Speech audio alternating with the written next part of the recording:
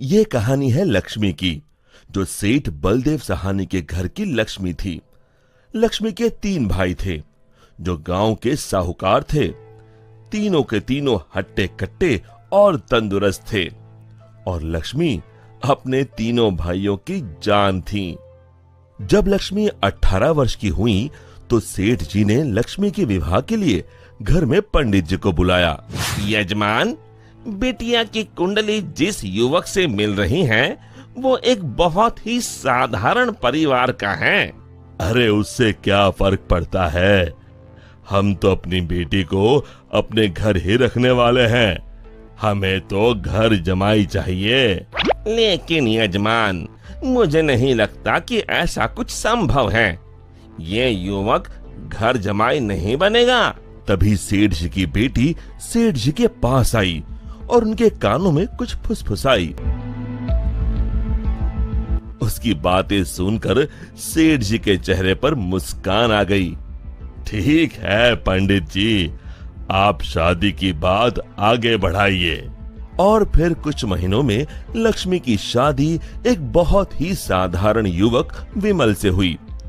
शुरू शुरू में दोनों की अच्छी बन रही थी और विमल की मां सरिता भी बहुत खुश थी। एक दिन सोते वक्त लक्ष्मी ने विमल से बात की। ना इस घर में ढंग का सोफा है, ना गद्देदार पलंग और ना ही टीवी। ए जी, आप मेरे साथ मेरे पापा के घर चलिए ना, वहाँ सब कुछ है। नहीं लक्ष्मी, अब यही तुम्हारा घर है, तुम्हें इसी घर में रहने की आदत डालनी होगी। उस दिन के बाद लक्ष्मी हर छोटी छोटी बातों पे विमल से झगड़ा किया करती। उनके बीच बात इतनी बिगड़ गई कि अब लक्ष्मी कभी बेलन तो कभी बर्तन फेंक फेंक कर विमल को मारती। विमल बेटा, ये क्या है? तुम दोनों ऐसे लड़ क्यों रहे हो? माँ, ये रट लगाए बैठी है कि मैं भी इसके साथ इसके बाप के घर में जाकर रहूं, घर जमाई बनकर। भला मैं ये कैसे कर सकता हूँ? और इसीलिए हमारी रोज अनबन होती है। एक काम कर, तू उसे अच्छे से समझा कि अब यही उसका घर है। अगले दिन फिर से लक्ष्मी विमल को अपने घर चलने के लिए जोर डालने लगी। आप मेरे साथ मेरे घर चलिए। आपको यहाँ गरीबों की तरह जीने की कोई जरूरत नहीं है। मेरे पापा के पास सब कुछ है। मैंने तुम्हें कितनी बार बोला है, मैं घर जमाई नहीं बनना चाहता हूँ। अगर आप खुद से मेरे साथ नहीं चलोगे तो मैं मेरे भाइयों से बोलकर आपको जबरदस्ती यहाँ से उठवा लूंगी। बहू की ये बात सुनकर सरिता को अपने बेटे की चिंता सताने लगी।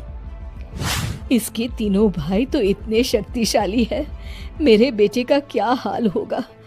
ये मैंने क्या कर दिया? इससे अच्छा तो किसी गरीब की बेटी ब्याह लाती, कम से कम कोई आफत तो नहीं आती। अब सिर्फ बाबा जी ही मेरी मदद कर सकते हैं। सरिता बहुत दूर एक बाबा जी के पास गई और उन्हें अपनी पूरी दुख भरी दास्तान बताई। अब आप ही बताइए बाबा जी, मैं अपने बेटे को बचाने के लिए क्या कर सकती हूँ? ये ताकतवर इंसान ऐसे ही होते हैं, हमेशा निर्बलों को दबाना चाहते हैं। अब सिर्फ गुफा में रहने वाली डायन ही तुम्हारी मदद कर सकती है। सिर्फ वही तुम्हें ताकतवर बना सकती है, जिससे तुम अपने बेटे को बचा सकती हो। बाबा जी, मुझे ये डायन कहाँ मिलेगी? वो उत्तरी दिशा में मिलेगी, लेकिन उससे मिलने से तुम्हारे प्राण भी संकट में आ सकते हैं। अपने बेटे की जान बचाने के लिए मैं कुछ भी कर सकती हूँ। सरिता उत्तरी दिशा में निकल पड़ी और गुफा तक पहुंचते पहुंचते उसे रात हो गई। कोई है यहाँ? क्या आज एक इंसान यहाँ खुद चलकर आया है? वो भी मेरा खाना बनने। मैं आपसे मिलने आई हूँ। मिलने? मुझसे? हाँ। वो भी खुद चल के? बताओ बताओ क्या बात है? सरिता ने डायन को अपनी कहानी सुनाई।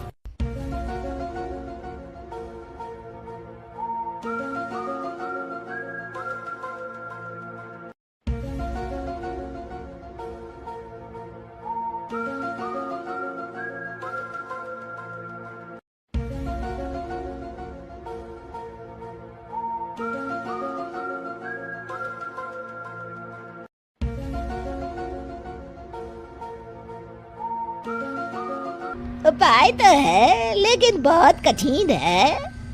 मैं अपने बेटे को बचाने के लिए कुछ भी कर लूंगी। तुम्हें मेरा श्राप अपने ऊपर लेना होगा, जिससे मेरी सारी शक्तियाँ तुम में आ जाएंगी। तब मैं आजाद हो जाऊंगी और तुम डायन बनके यहीं गुफा में रहोगी और ना ही सूरज की रोशनी में निकल सकोगी बाहर, क्योंकि डायन की शक्तियाँ सिर्फ रात को ही काम करती हैं। क्या तुम्हें ये मंजूर है? विमल को बचाने के लिए अगर मुझे डायन भी बनना पड़े तो मंजूर है। डायन ने कुछ जादू किया और डायन की सारी शक्तियां सरिता में चली गईं और अब डायन आजाद होकर एक औरत बन गई और सरिता डायन बन गई। यहाँ पूरा दिन हो गया था। विमल ने गांव में जाकर माँ को ढूंढा, लेकिन माँ कहीं नहीं मिली। रात को वो घर पहुंचा तभी लक्ष्मी उस पर बरस गई।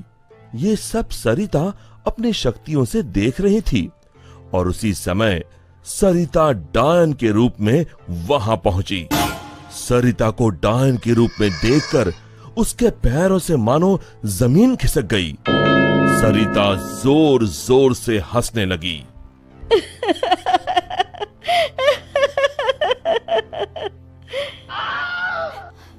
तू जलाल तू आई बला को टाल तू, हाल तू जलाल तू आई बला को टाल तू, हाल तू जलाल तू आई बला को टाल तू, हाल तू जलाल तू आई बला को टाल तू, हाल तू जलाल तू आई बला को टाल तू।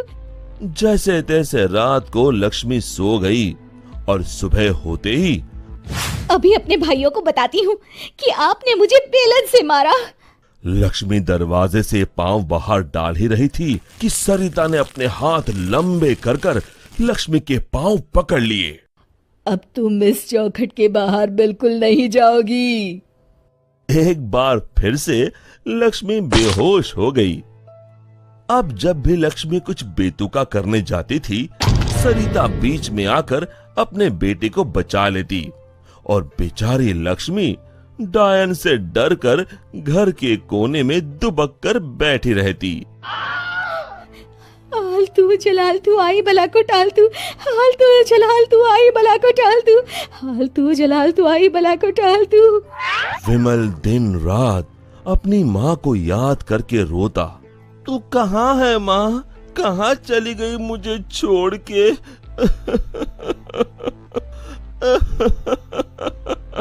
बेटा विमल, मैं यही हूँ तेरे पास, लेकिन इस डायन के रूप में। ये सब सुन विमल बहुत डर जाता है। डर मत बेटा, बस मुझसे तेरा दुख नहीं देखा जा रहा था, इसलिए मुझे ये सब करना पड़ा। ये सब पीछे खड़ी लक्ष्मी सुन रही थी। तभी सरिता ने उसे अपनी शक्तियों से दीवार पर लटका दिया। जा रही हूँ, मगर एक बात समझ ले, मेरे बेटे को परेशान करने की भी तूने या तेरे घर वालों ने सोची तो मैं यहाँ फिर आ जाऊंगी। जी जी जी माँ जी। तभी तो कहते हैं माँ से बढ़कर दुनिया में कुछ नहीं। माँ एक वरदान है जो अपने बच्चों के लिए कुछ भी कर सकती है। दोस्त